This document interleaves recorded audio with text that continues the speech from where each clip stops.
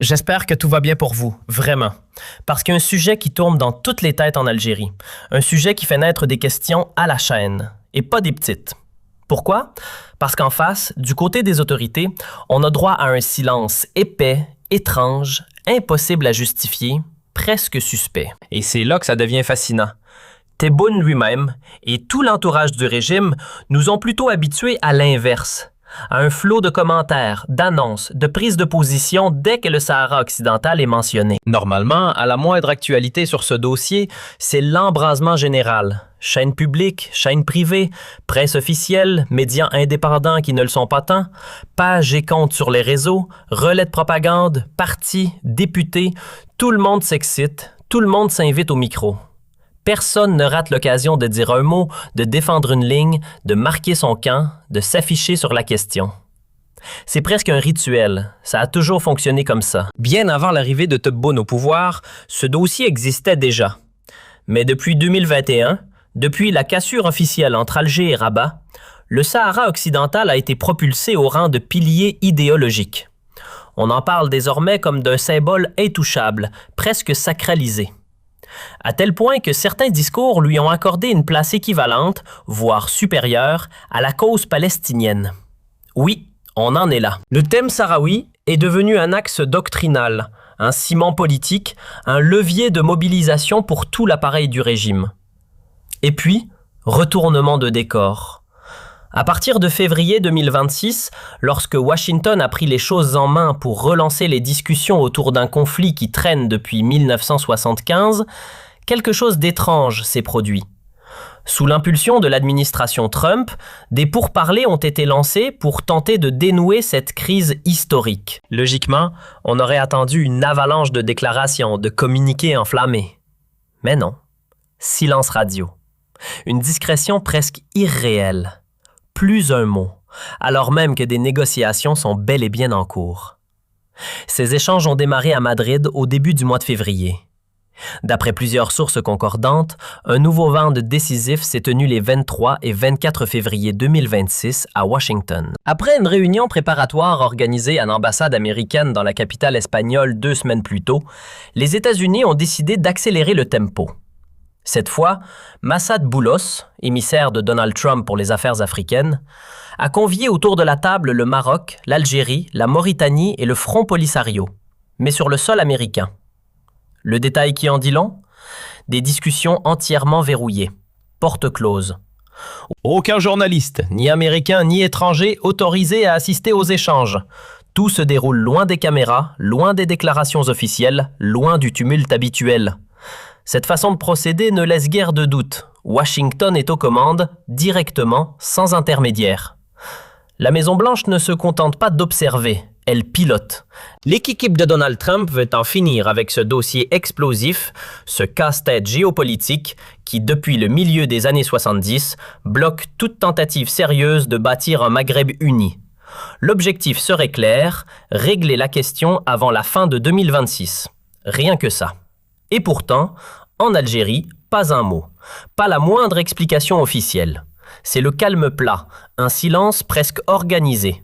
On hésite entre stratégie assumée et verrouillage pur et simple. Certains parleront de retenue diplomatique, d'autres de censure déguisée, voire d'autocensure généralisée. Résultat, les citoyens algériens découvrent les développements du dossier à travers la presse étrangère, comme de simples spectateurs d'une affaire qui les concerne pourtant directement. D'ailleurs, les premières révélations sur ces rencontres confidentielles ne sont pas venues d'Alger, mais d'Espagne. C'est le média numérique El Confidencial, souvent comparé à Mediapart pour son ton incisif, qui a levé le voile. En février, il a été le premier à évoquer une réunion tenue entre le 18 et le 20 février 2026 dans l'enceinte de l'ambassade américaine à Madrid. À l'origine de ces informations, Ignacio Sembrero, journaliste espagnol reconnu pour sa connaissance fine du Maghreb. Un nom qui ne laisse personne indifférent. Longtemps apprécié en Algérie, il est devenu persona non grata après avoir révélé, en octobre 2025, la fuite vers l'Espagne de Nassarji. Une publication qui lui a valu d'être accusé, côté algérien, d'agir pour le compte du Marzen, accusation qu'il rejette évidemment. Ironie de l'histoire, au Maroc aussi, une partie de la presse proche du pouvoir le critique violemment. Autrement dit, un journaliste contesté des deux côtés, ce qui, paradoxalement, dit peut-être quelque chose sur son indépendance. Soyons honnêtes, sur le contenu précis de cette discussion, c'est le brouillard total. Les informations filtrent au compte-gouttes et encore. Ce que l'on sait, on le doit essentiellement à la presse espagnole. D'après El Confidencial, une première réunion discrète aurait eu lieu le 8 février 2026 à l'ambassade américaine à Madrid, même si d'autres échanges se seraient tenus entre le 18 et le 20 du même mois. Ce média révélait surtout un fait marquant. Cela faisait des années que les 4 protagonistes ne s'étaient pas retrouvés physiquement autour d'une même table. Et attention, il faut bien distinguer les rôles. Les adversaires directs dans ce conflit restent le Maroc et le Front Polisario. L'Algérie et la Mauritanie, elles, sont officiellement présentes comme observateurs. Officiellement seulement. Car dans les faits, Alger n'est pas un simple spectateur neutre. Son implication dépasse largement celle de Nouakchott. Soutien financier, appui logistique, accueil des camps de réfugiés à Tindouf. L'Algérie est considérée comme le principal allié du Polisario, avec des liens étroits qui vont bien au-delà de la simple solidarité diplomatique. Autour de la table, les poids lourds étaient de sortie. Côté marocain, le chef de la diplomatie, Nasser Bourita. Pour l'Algérie, la délégation était conduite par Ahmed Attaf. Le Polisario était représenté par son responsable des affaires étrangères, Mohamed Islam Besset. Quant à la Mauritanie, elle avait également dépêché son ministre des Affaires étrangères. Autrement dit, ce n'était pas une réunion de second plan. Et au-dessus de tout cela, l'empreinte américaine est indéniable. Au départ, on aurait pu penser que l'Espagne jouerait un rôle central. Ancienne puissance administrante du territoire, pays européen le plus proche géographiquement et historiquement des deux voisins, terre d'accueil d'importantes diasporas sahraouis et marocaines. Pourtant, Madrid n'a pas véritablement orchestré ce premier round confidentiel. Après la séquence espagnole, cap sur Washington. Une nouvelle étape, plus technique, plus stratégique aussi. Les délégations ont été reçues séparément. D'abord par Massad Boulos, émissaire spécial chargé des dossiers africains et arabes, puis par Michael Waltz, conseiller à la sécurité nationale. Les rencontres des 18 et 20 février 2026, la semaine dernière, confirment que le centre de gravité des négociations s'est clairement déplacé vers la capitale américaine. Cette journée-là a marqué un tournant. Pas un simple échange diplomatique de plus, non. Un vrai approfondissement des sujets déjà posés sur la table à Madrid. Mais avant d'entrer dans le détail, petite précision essentielle. Si vous cherchez une lecture sérieuse et non biaisée de ce dossier, évitez les médias alignés, qu'ils soient marocains ou algériens. Dans les deux pays, l'information sur le Sahara occidental est rarement neutre. Chaque camp défend sa ligne officielle, son agenda stratégique, sa vision idéologique. Les rédactions réellement indépendantes sont presque inexistantes dès qu'il s'agit de ce conflit. Pour obtenir un minimum de recul, il faut regarder du côté de l'Espagne.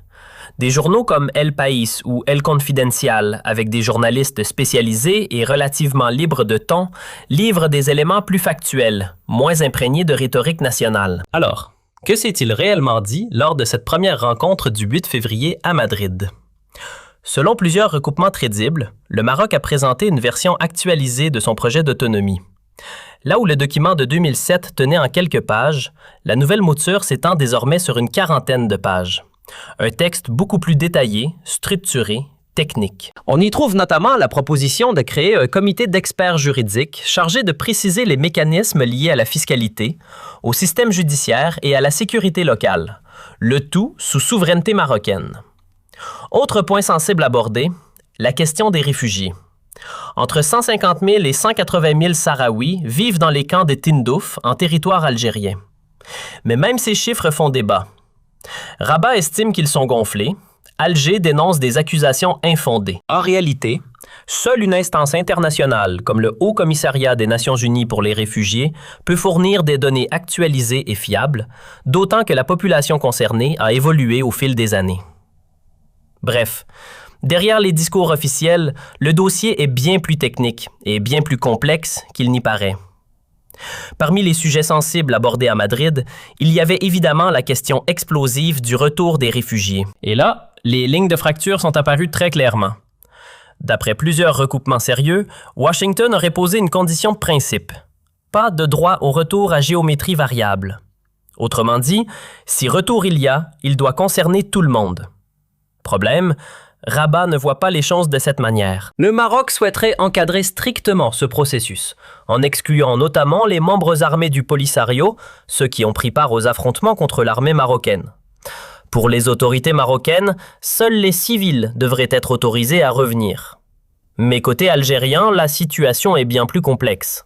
Garder indéfiniment sur son territoire des combattants sahraouis n'est pas une option viable. Et puis, qu'on le veuille ou non, ces miliciens sont aussi sahraouis que les autres réfugiés. C'est là que l'administration américaine serait intervenue en soutenant, au moins sur ce point précis, la position d'Alger. Un retour ne peut pas être sélectif au point d'exclure une partie de la population concernée. Autre élément clé, la place de l'Algérie dans ces discussions. Selon les informations les plus solides dont nous disposons, Washington a exercé une pression considérable pour que l'Algérie ne se contente pas d'un rôle d'observateur passif lors de la première rencontre à Madrid. L'administration Trump aurait exigé qu'Alger s'implique véritablement en présentant des propositions concrètes et des remarques substantielles. Car être simple observateur, c'est assister, écouter, prendre note. Être partie prenante, c'est assumer des positions, formuler des contre-propositions, exprimer des désaccords. Et de ce point de vue, l'Algérie a bel et bien pris position, en avançant ses arguments et en contestant certains aspects mis sur la table. Sur ce point précis, Alger n'a pas bougé d'1 millimètre. Pour elle, la clé reste le vote populaire. L'idée est simple en apparence. Laisser les Sahraouis décider eux-mêmes de leur avenir. Autonomie sous souveraineté marocaine ou indépendance totale? Voilà la question que l'Algérie continue de mettre sur la table. Mais du côté de Washington, la ligne semble différente. Selon les éléments dont nous disposons, l'option d'un État sahraoui indépendant ne fait plus partie des scénarios privilégiés par l'administration américaine. Et c'est là que commencent les lectures contradictoires. Chacun interprète la situation à travers le prisme de ses propres intérêts politiques. Officiellement, la résolution onusienne adoptée le 31 octobre 2025 valide le plan d'autonomie proposé par le Maroc comme base sérieuse et crédible. Toutefois, et c'est un détail que beaucoup oublient, elle ne ferme pas complètement la porte au principe d'autodétermination. Le texte reconnaît toujours au peuple sahraoui le droit d'exprimer sa volonté, notamment à travers un mécanisme référendaire. Reste une zone d'ombre. À quoi ressemblerait concrètement ce vote? S'agirait-il de choisir entre autonomie élargie et indépendance? Ou seulement de se prononcer sur les modalités d'une autonomie au sein du Maroc? D'après nos informations, la Maison-Blanche ne souhaite pas inscrire l'indépendance comme option négociable. En clair, la discussion porterait essentiellement sur une autonomie renforcée, éventuellement validée par une consultation populaire, mais sans que la création d'un État séparé ne soit réellement envisagée.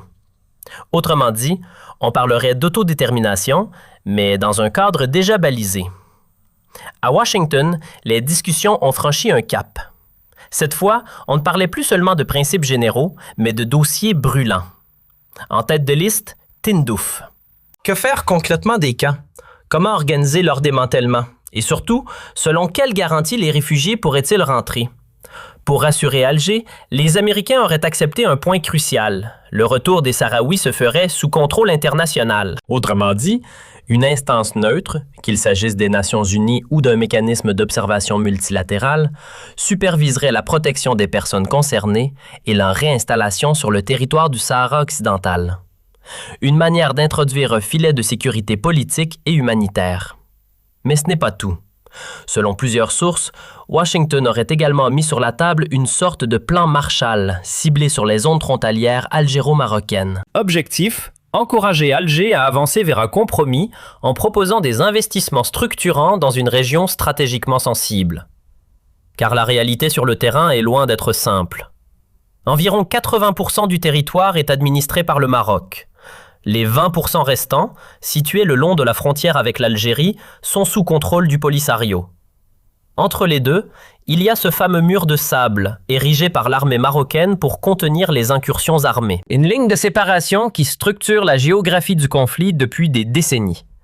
La grande question demeure, dans le cadre d'une autonomie élargie, que deviendrait cette bande orientale? Serait-elle intégrée à l'ensemble administré par Rabat ou resterait-elle sous influence du Polisario? Pour l'instant, la configuration finale reste floue. Autre élément stratégique, la mission onusienne déployée depuis 1991 pour surveiller le cessez-le-feu, la MINURSO. À l'origine, son mandat incluait l'organisation d'un référendum d'autodétermination. Or, selon nos informations, l'administration américaine envisagerait de redéfinir ce rôle. L'idée serait de transformer cette mission en un organe chargé d'accompagner et de contrôler la mise en œuvre technique d'un statut d'autonomie, plutôt que de préparer un scrutin sur l'indépendance. En clair, on passerait d'une mission orientée vers un vote décisif à une mission focalisée sur la supervision administrative d'un accord déjà cadré. La prochaine étape? Un troisième round, prévu les 23 et 24 février 2026, toujours à Washington. Les cartes continuent de se redistribuer. Le prochain acte de cette séquence diplomatique se jouera, encore une fois, à Washington. Même décor, même chef d'orchestre. Massad Boulos, l'émissaire spécial de Donald Trump pour les dossiers africains. Si ce pari aboutit, son nom pourrait bien rester associé à un tournant historique dans la région. Car, ne nous trompons pas, le dossier du Sahara occidental est le nœud central qui empoisonne les relations entre Alger et Rabat et bloque, depuis des décennies, toute tentative sérieuse de construire un Maghreb uni. C'est une évidence, mais elle mérite d'être répétée. Cependant, un obstacle majeur demeure. Un point qui, à lui seul, peut ralentir, voire faire échouer, toute tentative américaine d'arracher un accord définitif. Il ne s'agit pas seulement de frontières ou de statut juridique. Il s'agit de pouvoir. Concrètement, qui dirigera ce territoire si un compromis est trouvé? D'après les informations disponibles, Rabat souhaiterait que le responsable exécutif local soit désigné directement par le roi. Une nomination venue d'en haut, validée par la monarchie. Mais c'est précisément là que le désaccord éclate. Le Polisario, soutenu par Alger, refuse ce schéma. Leur vision est tout autre. Ils défendent la mise en place d'institutions élues avec une assemblée locale issue du suffrage et des dirigeants choisis par la population du territoire.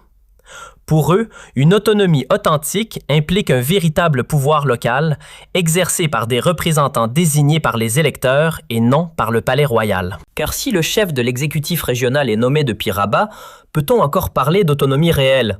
Ou s'agirait-il d'une autonomie de façade, soigneusement emballée mais politiquement contrôlée? C'est là, sans doute, le cœur des négociations. Et c'est aussi la ligne rouge du Polisario. Une autonomie qui ne laisserait aucune place à une légitimité électorale locale serait perçue comme un compromis vidé de sa substance. La grande question désormais est simple. Washington parviendra-t-il à arracher un compromis? L'Algérie est-elle prête à tourner la page de l'indépendance pure et simple? Et le Polisario acceptera-t-il de mettre entre parenthèses l'idée d'un référendum ouvrant la voie à un État souverain pour se contenter d'un statut d'autonomie encadré, sous supervision internationale, mais intégré à la souveraineté marocaine? Si un tel scénario se concrétise, on parlerait d'un basculement historique. Ce serait même, pour l'administration américaine, un succès diplomatique de premier ordre. Car jusqu'à présent, Alger et le Polisario ont fait preuve d'une ténacité remarquable, certains diraient d'une obstination inflexible, pour défendre le principe de l'indépendance. Or, il semble que cette ligne commence à se fissurer. Donald Trump aurait réussi progressivement à amener les différentes parties à envisager une autonomie élargie comme terrain d'atterrissage possible. Pourtant, côté algérien, silence officiel. Aucune communication claire sur la participation aux discussions. Beaucoup auraient souhaité davantage de transparence envers l'opinion publique. Il faut dire que le pouvoir algérien se trouve dans une position délicate. Entre 2021 et 2025, le discours dominant martelait inlassablement l'option de l'indépendance du Sahara occidental. Aujourd'hui, le même pouvoir se retrouve autour d'une table pour négocier une autonomie renforcée. Le contraste est saisissant. Oui, c'est un ajustement stratégique. Oui, c'est une concession, à la fois idéologique et géopolitique. Mais si ce repositionnement permet enfin de dépasser un conflit fratricide avec le Maroc et d'ouvrir la voie à une coopération maghrébine réelle, alors il pourrait s'agir d'un choix pragmatique plutôt que d'un recul humiliant. Parler de défaite ou d'humiliation, comme le font certains médias marocains les plus hostiles, relève davantage de la rhétorique que de l'analyse. Une autonomie élargie ne signifie pas nécessairement capitulation. Elle peut aussi être interprétée comme une tentative de sortie de crise après des décennies d'impasse. Et si, au fond, ce scénario devenait une carte gagnante pour Alger? Oui, paradoxalement. Car en trouvant un terrain d'entente avec l'administration Trump, l'Algérie pourrait transformer ce compromis en levier stratégique. Obtenir un statut spécifique pour le Sahara, négocié dans un cadre international solide, ce ne serait pas forcément un recul. Ce pourrait être une manière habile de redéfinir sa position. Une autonomie élargie, à l'image de ce qui existe en Catalogne en Espagne ou en Nouvelle-Calédonie avec la France, ne signifierait pas l'effacement de l'identité sahraoui. Au contraire, Ce modèle pourrait offrir aux Sahraouis les outils institutionnels nécessaires pour affirmer leur singularité, préserver leur culture et défendre leurs intérêts politiques et économiques. Autrement dit, ce compromis, s'il est bien encadré, pourrait aussi être perçu comme une forme de reconnaissance officielle de leur particularité. Non pas une disparition dans l'ensemble marocain, mais l'affirmation d'une exception organisée, structurée, protégée.